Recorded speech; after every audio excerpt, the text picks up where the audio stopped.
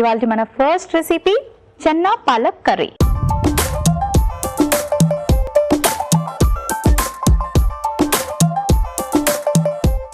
Chana palak curry ఎలా prepare చేసుకోవాలో ఇప్పుడు చూద్దాం.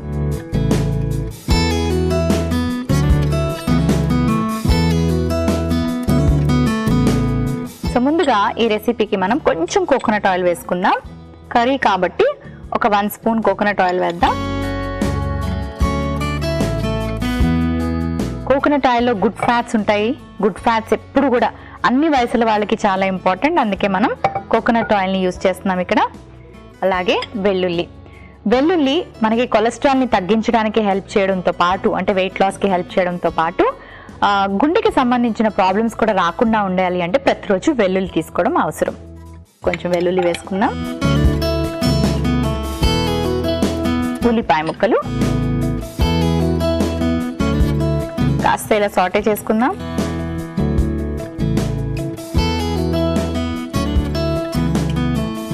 టొమాటో ముక్కలు,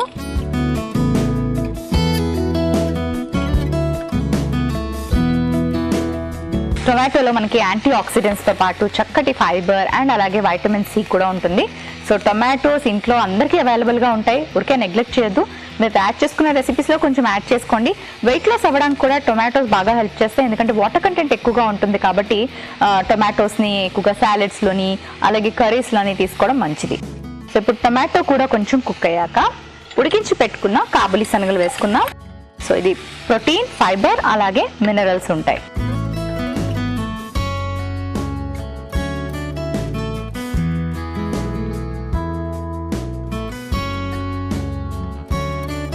ఇందులోకి మనం పాలకూర వేసుకుంటున్నాం.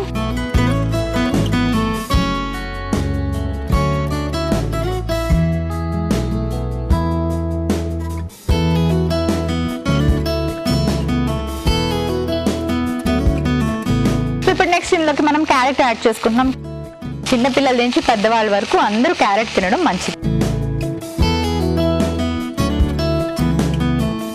ఇందులోకి నేను ఏం వేస్తున్నానంటే వాటర్కి బదులు దీంట్లో ఏదైనా వెజిటబుల్స్ ఉంటాయి కదండి, అవి బాయిల్ చేసి ఆ స్టాక్ ఏదైతే ఉంటుందో వెజిటబుల్ స్టాక్ అది వేసుకుందాం.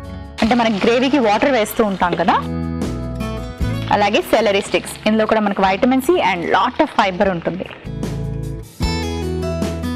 ఇప్పుడు కొంచెం ఉప్పు వేసుకుందాం. ఉప్పు కారాలు కూడా బాగా తగ్గించుకోవాలి. కొంచెం మిరియాల పొడి చూసారా, ఇందులో అల్లం వెల్లుల్లి పేస్ట్, మసాలాస్ అలాంటివి ఏమి యూజ్ చేయకుండా ఈ కర్రీ ప్రిపేర్ చేసుకుంటున్నాం. సో చాలా లైట్గా ఉంటుంది, ఈజీగా డైజెస్ట్ అయిపోతుంది. అండ్ అంతేకాకుండా వెయిట్ లాస్ అవ్వడానికి పెద్ద వయసు వాళ్ళకి బాగా హెల్ప్ చేస్తుంది. కారం బదులు మిరియాల పొడి వేసుకున్నాం. మిరియాల పొడి ఆకలిని పెంచుతుంది, అలాగే డైజెషన్ని కూడా పెంచుతుంది.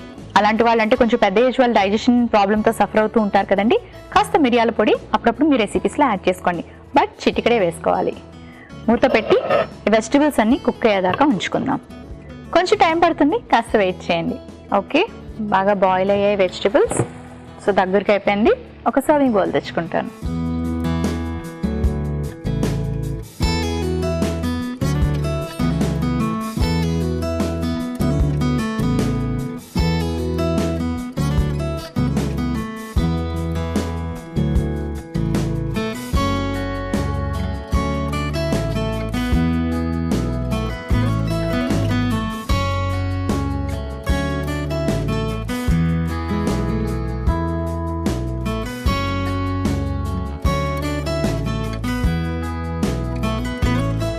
చన్నా పాలక్ కర్రీ రెడీ అయిపోయింది.